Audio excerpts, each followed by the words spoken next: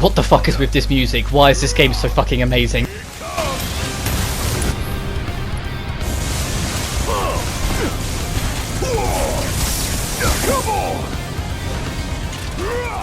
And welcome back to part 44 of Final Fantasy XII, where today we're back at the Pharos Tower. Yeah, I know. This place that I hate so much, and we're back already. We've got a hunt outside back at the front door. And then after that we'll be going into the optional area of the Pharos Tower, which I actually don't mind too much. Like, a lot of people hate it because it's kind of repetitive. But it's not too bad once you get into the swing of it. It's just time consuming. But the Pyrolaster here isn't too bad. The only issue is that it has Growing Threat, which Growing Threat you always have to take seriously, regardless of how weak the enemy might be, because Growing Threat doubles their level, so all of his stats are far, far higher. But even so, you can already kind of tell this thing's nearly dead and it's not too bad. The only thing I can recommend is that if you're following along, search up the Pharos Tower Subterra walkthrough, just for the solution to the puzzle. Just because the entire point of the puzzle is that it's a time waster. If you get the puzzle wrong, it still takes the black orbs from you that you had to use to activate it, so you need to go kill more enemies and grind out more. So it just wastes time. So follow a walkthrough, not because you need it, but just because then you can get through it quicker, instead of having to just go through the same group of enemies and getting bored shitless. Especially because it's going to take up not only the entirety of this video, but the next part as well, just to get it all done. Because yes, the Pharos Tower can't be short with anything. So heading back in, you see me double tap the save just to kind of make sure we're ready for it. I actually saved on a different file as well, because I wasn't sure if I was a strong enough level to tackle the Subterras. If you head down here, you'll access the Penumbra, entering the first Subterra floor.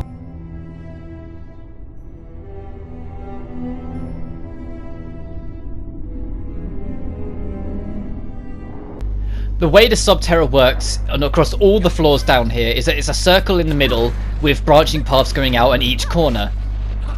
In each corner there are secret rooms, hidden pathways and the like that can lead to some amazing treasures if you decide to explore every single piece of it. But the main reason you're going to these corners is because there are shrines in each of the corners. These shrines, when added the right number of black orbs, will then allow you to proceed further down the tower.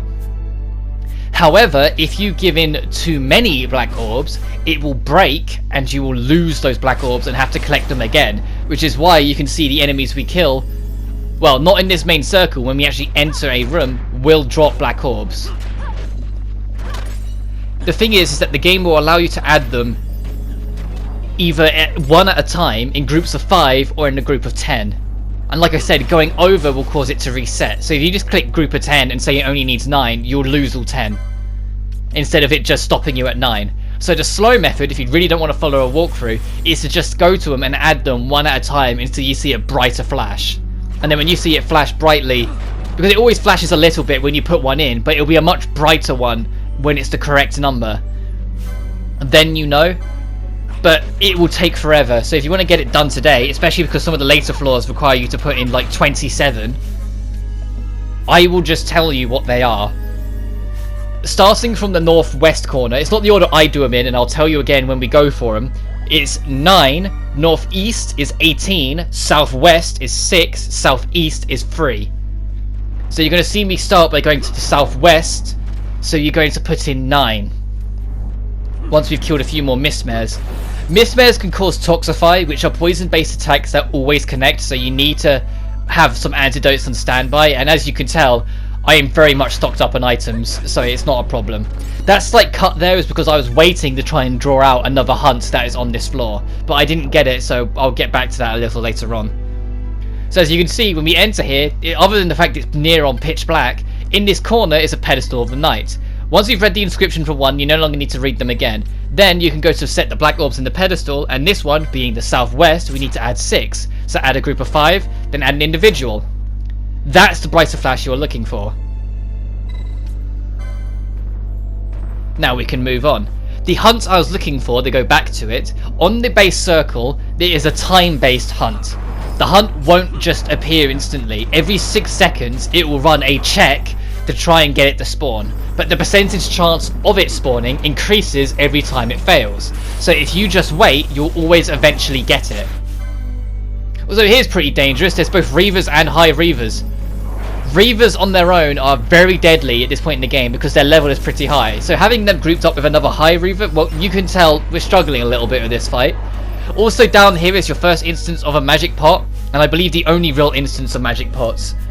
And the idea of magic pots, and it's similar with all of them, or the urns, depending on the older Final Fantasy's name for them, the idea with them is that if you attack them, they will destroy you.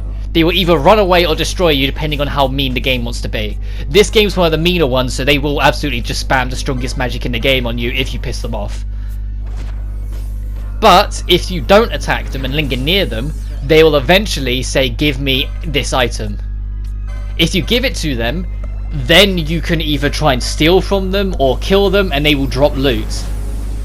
The condition and variety and rarity of the loot is kind of all over the place, so it's barely worth it. And you're going to see me, like, at several points attempt to negotiate with one of them and either accidentally attack them or just get nowhere with them. There's a couple points where they ask for, like, elixirs. And as I said before, whilst you're here, you really want to try and pick up black orbs. Thankfully, it's not all too bad. On each floor, there is a giant black orb that is just chilling on its own that will give you almost enough to fill out everything on that floor alone. And it's the same for the later floors because they have higher numbers. If you find a big orb there, it will give you a larger amount to almost cover, so you only need to get some of them, assuming you don't mess up the puzzle and overgive on any of them, losing the orbs. And that's what makes these lower floors so dragging, because you have to stop after every enemy to pick up a black orb to make sure you get enough. And of course, me being me, I want to show off everything I can because there's also an optional boss here. And you can see, you've got to go out to the main thing, and our hunt's not going to show up. It doesn't show up until I return here, because after I clear it all out, because I still didn't get it, I decided to kind of just backtrack and linger here. But that's only later on. To give you an idea, because the Pharos Tower can't not be huge, this 40-minute video and the next video, which will probably be on Monday, assuming I don't get too invested in Final Fantasy VII, will be only on the Pharos Tower. And that's the only reason I didn't upload yesterday. I made it very clear in Thursday's part I probably wasn't going to upload yesterday just because the Final Fantasy VII Remake came out and I wanted to play it. And I'm glad I did. I'm glad I did, and I'm super fucking excited to go back to it as soon as this recording's finished. I'm loving the 7 Remake, I genuinely am. It's everything I could have asked for to remake of a game that, when I first played, I was 6. And although, yeah, I was born in '99, so I wasn't alive when it was originally released, but I still went back and played it when I was 6, and loved it, every single piece of it. It was one of my gateway JRPGs. I loved it to death. Along with Final Fantasy IV and things like that, there was a lot of gateway JRPGs that just made me love it who I am. Love it as much as I do. Persona 2's up there. If only I could let's play Persona 2. I really hope the PS5 ends up being completely backwards compatible. But anyway, I'm getting off topic. The 7 Remake is everything I could have asked for. Even if it's only the first act of the game, it's only set in Midgar. It is so fun. It's so amazing. It genuinely is. Also, this is the northeast, so you need to put in 18. So you can see this takes forever because I've got to put in 3 individuals since there's no option to put in 3. It's 1, 5, or 10. If they just made it a counter and you could put in as many as you want in one go, it would probably make it a lot more bearable. Because then you could just set it to 18 and go. Because now we've only got 6 left and the last one requires 9, so we need to go kill more things anyway. Which is fine, because we're about to take on an optional boss on this floor that you need to take down if you plan on taking down the Shadow Seer on the bottom floor. But yeah, the remake's amazing. They've given so much life to the cast, and now I have to choose between another girl for best girl. In the original, it was always Tifa versus Aerith. I was always a Tifa girl over Aerith. Aerith is more interesting than people give her credit for. She's not an airhead. She's very street smart, and that does add a lot to her charm, because like scary stuff. Scary stuff will be implied to happen, and Aerith will be like, so? Because she knows, kind of thing. She's wiser than she lets on. Whilst Tifa was just a badass, even if there was a shyer, more naive aspect to her that everything that came after kind of forgot about. They made her more confident and cocky and just they just kind of embraced it. But original Tifa I love to death. But now these really authentic, amazingly remade versions of these characters exist that really bring them to new heights, make them extra amazing. And then Jessie walks in, and Jessie is fucking amazing. She's hilarious. I know, like, I kind of gathered that most of what she's doing with Cloud is kind of an act, but at the same time I kind of don't think it is. Like, the ongoing joke with the community is that she's just really thirsty for Cloud.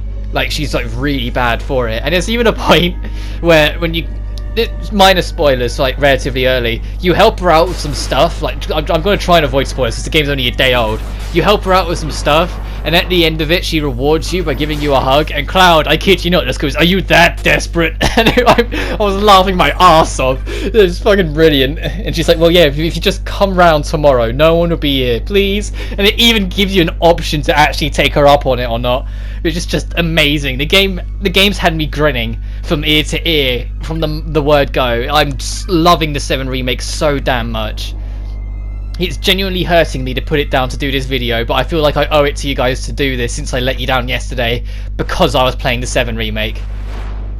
But here's your optional boss. This is Phoenix, the last of the 4 Guardians of the Pharos Tower, and the one that, like I said, I didn't really get why this one is optional.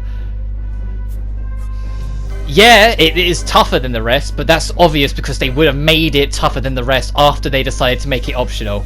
But it just seems odd to me that they decided to do it. The main issue of this fight is that it is an aerial enemy, so unless you got telekinesis, your physical attackers aren't hurting it.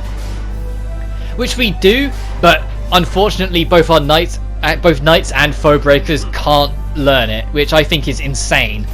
Like, for me, the moment Vossler had it was the moment I was sure that knights could have it. Or at least foe breakers, because he carries a 2-handed sword, but no.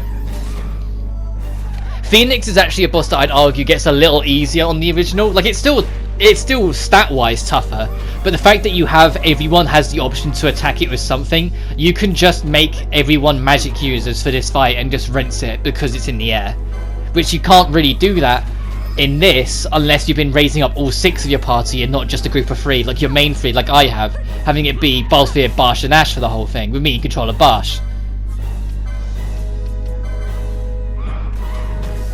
And yeah, it might be a given, but I absolutely am going to Let's Play the Final Fantasy VII Remake at some point, but not straight away. The only game I'm ever planning on breaking that rule with is going to be Death End Request 2. I plan on Let's Playing that pretty much after my first finished playthrough, because I feel like I owe it to you guys to talk about it and play some time with it because of how much I love the original and how much time I spent talking and doing the original. But the Final Fantasy VII Remake, I want the hype to die down a little bit. I want everyone to have kind of played it through and enjoyed it, and then I'll get to it later on once it's kind of burnt down. Like, once it's a bit quieter kind of thing, because right now everyone's playing it, and I feel like it wouldn't be worth doing kind of thing. Like, I'd rather this be for me, and then just let it sit on my mind. Like, any problems I end up getting at the game, because as much as I fucking love it, if you've known me long enough, you'll know I'm never the sort of person to just let something go. If I absolutely adore a game, but it's got a problem, I will point it out. I love Persona 5, but Akumura's dungeon is still a piece of shit. Things like that. Like, I'm not going to suddenly be nice to a game because I love it. The games I love the most are the games I want to criticize the most because I always want to see them grow. But I want to give it time. I want to let my general hype and excitement die down. And I want the more general focus on it to die down a little bit so I can just kind of play it more casual. Because I can imagine, and this might sound a bit backwards to anyone who's ever done YouTube, I can imagine if I started doing a Let's Play of Final Fantasy VII Remake right now, or like immediately after I finished, I'd get a lot more people watching, but it'd be a lot more casuals that aren't really that interested. Not casuals in like in any bad sense, just people who aren't subscribed to the channel, haven't kept up with almost the journey, so to speak, and they're just kind of hopping in. And I'm not really for that. Like, for me, YouTube has always been about just talking about my passion, and anyone who chooses to listen is welcome. So the idea of people just coming in because it's another person playing Final Fantasy VII isn't what my channel's about. I'm not trying to get people to come in and watch. I'm just doing this for me more than anything. And anyone who happens to tag along, I'm grateful for. So I'd rather do it when the hype's quieting down a little bit, so the people who watch it are the people who watch my channel anyway. and we can just try and bounce things off. Even if you just leave a like on the video, which I know a lot of you do, you just leave the like and you don't really comment anything. That's perfectly fine, regardless of what you decide to do. Even if you didn't leave a like and you just watched it, and you just took time out of your day for like a 40-minute video to watch me talk out of my ass about the games I love. That's all I want. That's all I could ever ask for. Of course, I'd love I'm the odd person to leave a comment, because I love making that discussion. If you've ever seen me, I know it's been a very long while since I've done a review, but it's because if I want to do a review, it's a similar thing. I want to do it for a game that not only I can get all the recording done for, but I can make it a game that I feel like needs it. Like covering the Neptunia series, what first started out as just a nice experiment because I want to do reviews more so later down the line. Like I'm kinda sorta working on one for the original Resident Evil, but that's a long ways off. I don't know if it'll ever actually come to be. I'm just jotting down the odd notes here and there because I just think it'll be fun. But it's an honest we'll see. Don't hold me to it. I might end up dating this video if it never comes to be. But I want to do it, kind of thing, because I think it'll just be nice to do. But if you look at my reviews, mainly the one I did for Dragonstar Varnir, I engaged with the people in the comments. If people were like, oh, I like this, but I wasn't so sure on this, or oh, it's just, you know, a great video. As long as you are obviously a bot that just put great video, keep up the work, and it's like you've put down every single video ever, I'm probably gonna respond to you. Even if it's critical, even if it's, as long as it's constructive. If you're just saying fuck you, I'm obviously not going to respond to it, because that's not acceptable in any context. And if you honestly think that's fine, why the hell were you let out of your house or let onto the internet in any stretch of the word? But if people, even if it's constructive criticism, it's like, oh, I feel like you used the wrong clip here, you could have used this, or maybe if you talked about this more, it would have helped make your point better. I will take it in and I will talk to you about it and say like, yeah, I get what you're saying. Oh, I wanted to try and do this, or oh yeah, I completely understand. Like I will try and be a part of it, as we put in our last one, which I believe is 9, which is really annoying because, you know, there's no option for free, so you can't shrink it down. It's just 5 1 1 1 1. But I'll always try and be engaging. Because I just enjoy doing it, and if I can keep the talk with the community on things I like, of course I'm going to be happy about it, because it's things I like getting more exposure. But things like the 7 remake isn't going to need me to talk about it to get exposure, let's be honest. Like Death End Request, I might have convinced one lone person to at least give it a shot, and even that would be enough for me, because I just feel Death End deserves more attention. Or when I played Neptunia Vir, the remake of the 4th Neptunia game, I was so happy to be able to cover that, because it is an amazing game. It's one of the best games on the platform in my opinion, and one of the best turn-based RPGs I've played in this console generation. Keyword turn-based, because if it was RPGs in general, ooh, it gets a lot harder. But it is one of the best I've played this generation, next to Persona 5.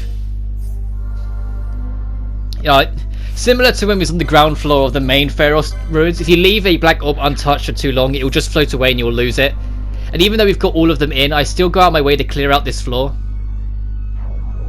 just because then we're getting more black orbs for the next bit. Here's your massive black orb, which if you touch, will give you a 18, which is completely enough to cover the northeast one, or enough to cover all but the northeast one. So it's a perfect half, essentially. Which is what I mean of like, they kind of cover the most of the work for you. And it's similar for the next one. The next one will give you enough to cover just over half, and then the one on the 3rd floor will give you a shit ton. The one, to be honest, I think the one on the 3rd floor, if you've got just a couple extra spares from the other 2, will be enough to carry you through the whole of it. But getting that extra 18 last worked in my favour, because then it saves down the grinding on later floors, since we're going into a later floor already starting with 18 on top of the ones we already had. Thing else, and I want to say, like, I think we was on like 10 or something before we got it, so I want to say we were on like 28, 29.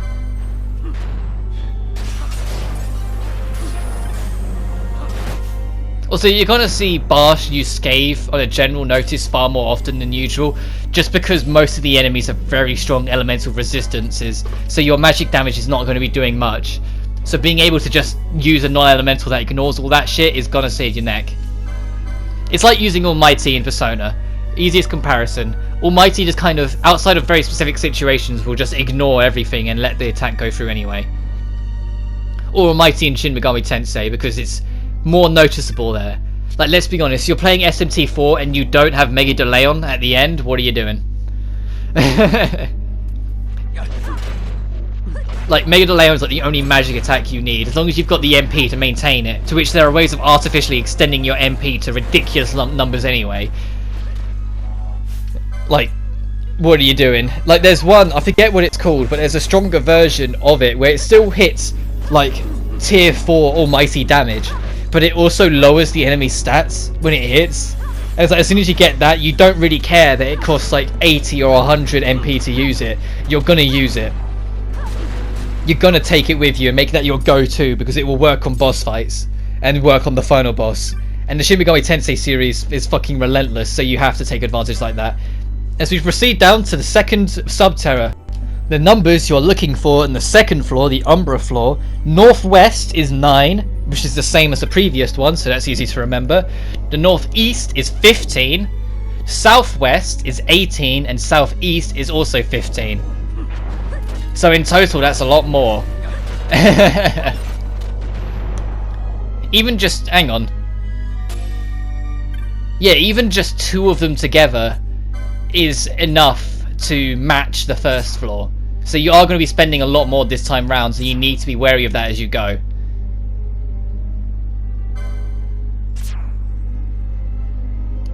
As we put in our 18 first, which you can see it's already put a tremendous hole, which made me a little worried, because I was like, uh-oh. If I run out and I'm going to start grinding, if I had to start grinding at any point during this, I would have cut it out, but thankfully, every enemy we kill along the way is just enough to get us through all 3 floors for both today's part and I meant to say tomorrow, but tomorrow's Sunday and I'm definitely not uploading anything on a Sunday. Outside of little game moments like I usually do, if something interesting happens in a game I'm playing, I just throw it together and chuck it on. So I've always liked doing that, just showing you little moments that I think's cool and worth showing.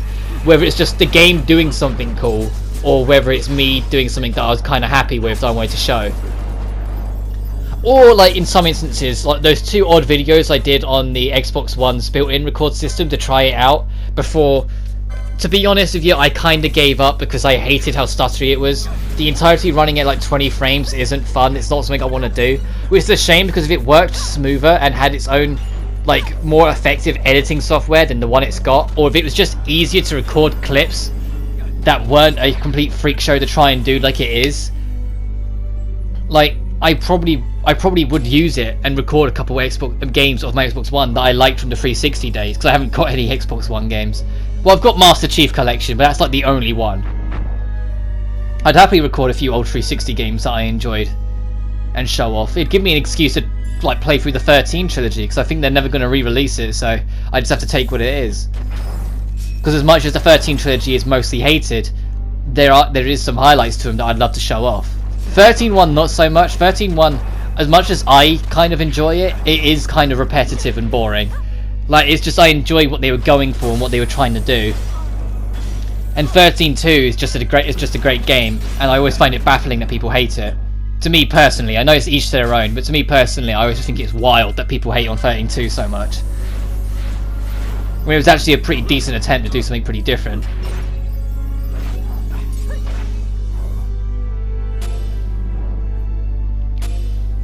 Or, like, I'd upload more Trials Evo videos, because Trials Evo is my favourite Trials game, and it's always been my favourite Trials game, because nothing is just ever compared to it on the same level. Like, Fusion got better over time, and its DLCs really helped get it to where it was, but it still wasn't the same. And Rising, as much as I've done a fair few videos on it, it's still a colossal letdown as a whole. The state the game was in at launch, and how long it's taken them to get anything done. It's been over a year and the game still has massive frame drop issues, where you'll be in the middle of a good run and it will just dip to like 10 frames for no good reason. It still has insanely long load times. It still tells you don't need to be online, yet conveniently always crashes the moment you're offline. Things like that. It's such a mess of a game, and that should have been delayed and pushed back further, that then also had the audacity to put in paid loot boxes. Yeah, no, it was never going to stand a chance against Evo. But I'd love to do Evo videos, because I had some pretty good replays on on Evo. I had some pretty good runs on Evo, because I really got into it. It was the one that got me into Trials after all. What if they just did a re-release? But I think they know deep down if they re-release Trials Evo on modern platforms, Rising wouldn't be touched anymore. In the same vein that Activision weren't going to put multiplayer on Modern Warfare 2's remaster, because they knew if they did, no one would play their modern Call of Duties, because the older ones just were more fun. They weren't.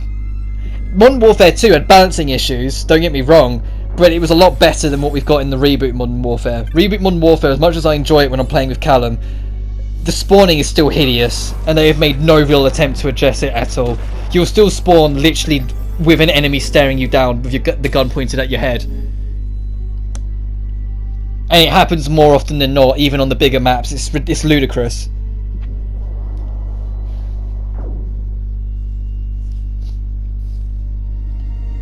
And yeah, I've heard people say, but wasn't it like equally bad in the old ones where it was like, it was always a set spawn, so if you knew the set spawns you could just spawn camp them? To which I go, yeah, but that was the older ones. You're ignoring a gap in the middle where games like Black Ops 2 existed, where they had an amazing spawn system that actually bloody worked. And it wasn't one that was very manipulative or easy to control. It was one that you could influence. If you pushed all one side, it would push to spawn around the other side, but you wouldn't just kill people for it. It wouldn't just make it too easy for one side to dominate. It was very fairly balanced.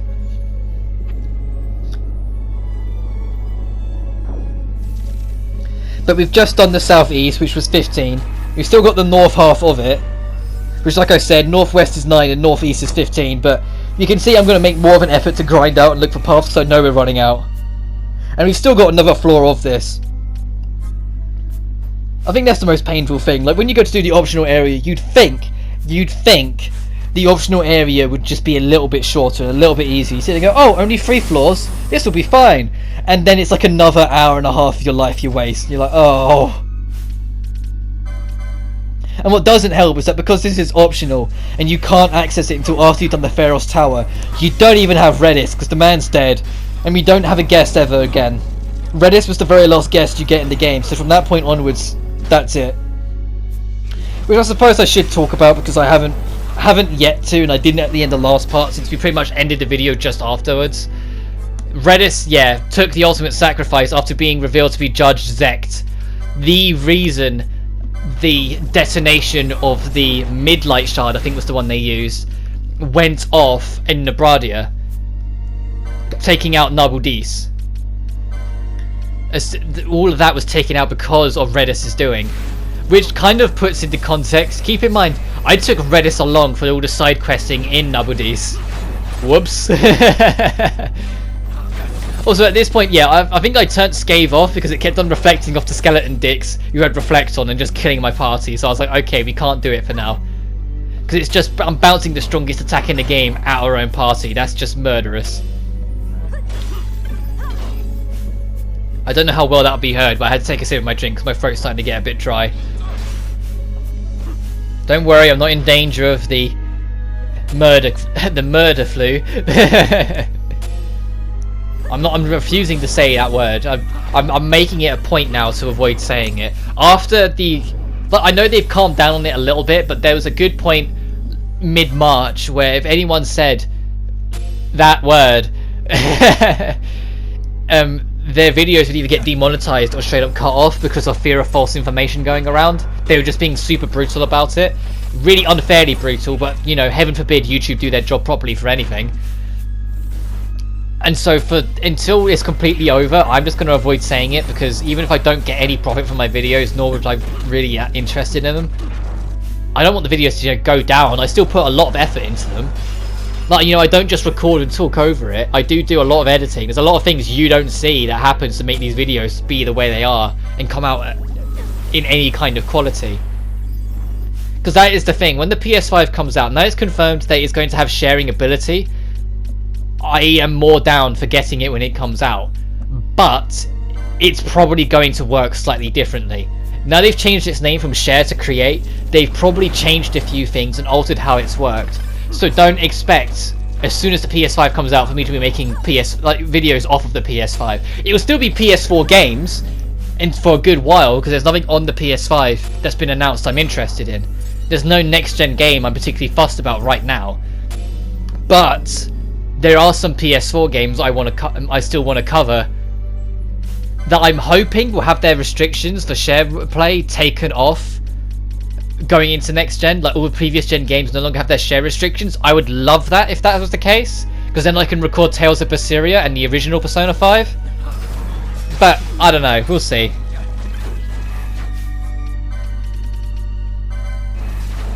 But like I say, it won't be straight away, because I'll be spending some time experimenting. You might get odd videos, which is me just trying and just doing different things and getting a feel for it. But then when push comes to shove, I will be taking a fair amount of time before I start my next project, but it will still probably be PS4 games. Now they've confirmed at least it's PS4 backwards compatible. There's going to be a lot of PS4 games. If they confirm it's completely backwards compatible with all previous generations, we'll probably never let's play a PS5 game, if I'm honest. There's so many games from the PS1 and PS2 era, and even a few from the PS3 era, that I don't mind buying again, even though I've got them on 360, that I would love to cover. Like, it'd have to be something really special on the PS5 for me to cover it. I can imagine the Final Fantasy VII Remake will get ported to PS5. So I'll probably pick up the PS5 version of Final Fantasy VII Remake as well and record that, so that'll give me enough time to leave it, because it'll probably be a good year. But that's a huge maybe. Also, here's your first magic urn, and I've already fucked it up. Gambits were turned on, so one of my allies immediately bopped it, and it was too late. Like, you see, I turned it on with Gambits hoping that it would forgive us for one bop, and it didn't care. The magic pot is now shocked and dismayed, and then afterwards it is going to massacre us. Starts using Flare. Did 7,000 damage to Barsh. And he's just going to spam it. You can't do anything to the pot at this point. The moment any attack at all goes to it, it's over. So you're going to see me kind of hope that it will stop and forgive me eventually. It will never do it. The only way to reset it is to leave the room. Or it will just bop you for 5,000 damage casually like that. So yeah, at this point it's kind of set in that I can't stay here. That's 7,200 damage. I was like, okay, we're leaving. Goodbye. Bye, Mr. Magic Pot. And I'm like, okay, we've made some distance. He'll probably stop chasing us. We'll be fine. It doesn't stop chasing. Like, pay attention to people's health as we go around the corner. Or do I just leave? Okay, no, it's late. No, there it is. There it is. It was right on my ass. I was like, ah! Genuinely panicked a little when I saw it. Well, I thought I'd be safe. I made some distance, but no, it chased me the full stretch. But we got one more door, and I think this one has a magic urn hidden away as well. And I give it another go to have little effect with it as well.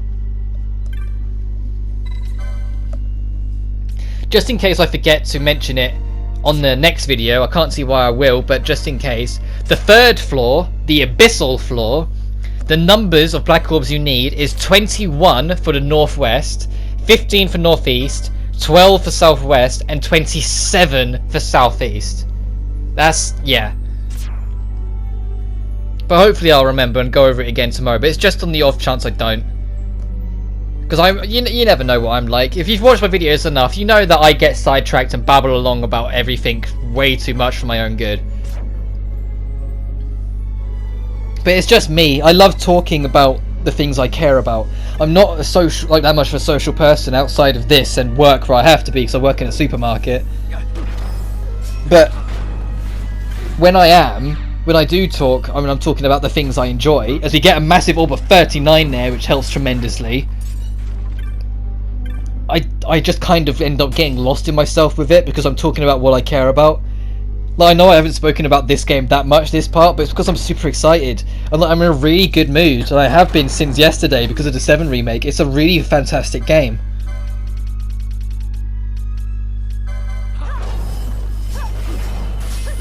Also, did you hear that the Stadia's gone free? Its special like subscription service has gone free. Yeah, no, did you not care either? Fucking well. Seriously, that console never should have existed. Google and their forever lasting arrogance for making a console that put developers in complete control of your entertainment and makes it so you have to have amazing internet connection which is never going to happen for at least another good decade yet, was a good idea. No, physical content on digital downloaded content is always going to have a place in the industry, and pretending it isn't is just ignorance, and everyone attacked it for it, and so of course the thing wasn't going to do well, and so of course they never made the subscription service free to try and attract people in, and lo and behold, it's still a piece of shit. Like, there's nothing they can do to attract people in, and the poor few people who were dumb enough to actually get it are probably going to find the entire console shut down within a year, because Google and their ability to just give up on things that don't work, it speaks for itself. Oh, it wasn't the last one. I thought it was. I thought we already did Northwest, or is this me coming back for the Magic Urn? No, I didn't do Northwest. Huh. We've got 52 of them now though, so we're doing all right. This one was 15 as well, I believe. Was it not? No. This one 9 then. Yeah. I took the walkthrough off because I thought I'd done talking about it, so I was more trying to remember than anything else. There's no secret boss up here, but there is something else up here that you want to look around for and kind of hunt out the corners. Ultima weapon is up here, which is a two-handed sword, which name suggests it might be powerful. The Ultima blade is up here, so you do want to try and get it. I honestly can't remember if I get it or not, but I do know it's up here. As a motorbike passes by my window rather loudly, so hopefully it didn't pick up too much. Yeah, you can tell that I know it's here, so it's more like I give it a look around. I honestly can't remember if I get it or not though. But if you are looking for a really strong two-handed weapon, here's your best bet. The only thing that hurts it a little bit is that it's holy elemental, and a lot of the super bosses drain holy, so you'll only be healing them by using the weapon, which really sucks. Like, I can't stress it enough how much it sucks to heal a super boss.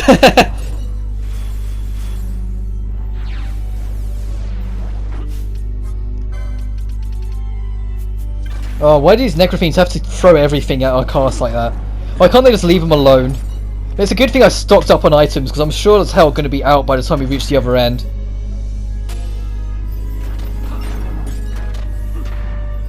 Oh, Sky Jewel though, that can be quite a nice sell. Quite a nice bit of kit to sell.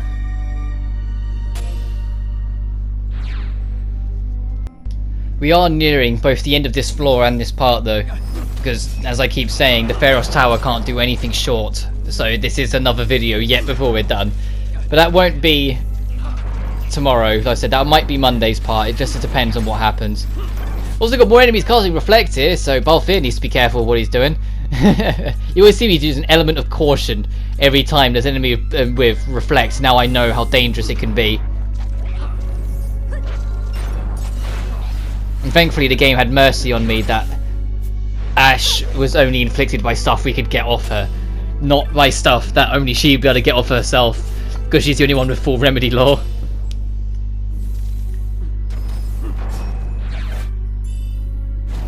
Got 2 gil, wow, gee, thanks. Can't wait to spend that. Is there anything in the game that's that price? I'm pretty sure there isn't. I'm pretty sure like the cheapest stuff in the game is like 10 gil, at least. God, imagine getting that far and that 2 gil being the most important item you get. But we got a little bit more wrap up of Black Orbs and then we're done with this floor. To which we'll be entering the Abyssal floor next time.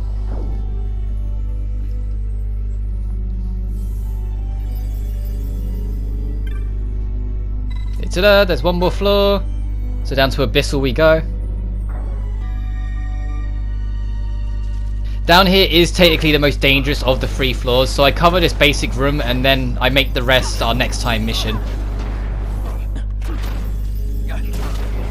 So I just wanted to kind of get a feel of where he was, because this was the floor I was most nervous for, because look how dangerous it is. Balthier's dead, and Ash is going to be joining him very soon when you look at the health. So this one I'm like, Need to get confused of Ash so she can actually do something to help herself. And I get her prioritise saving her own neck first, because it's like, well, she's the better healing mage. I'd rather Balthier come back last.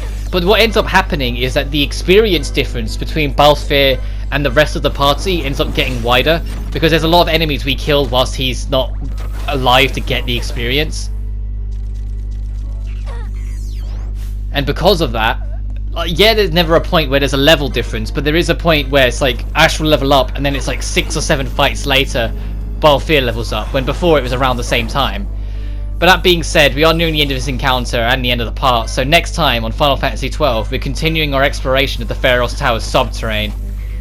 But until then, you guys take care now.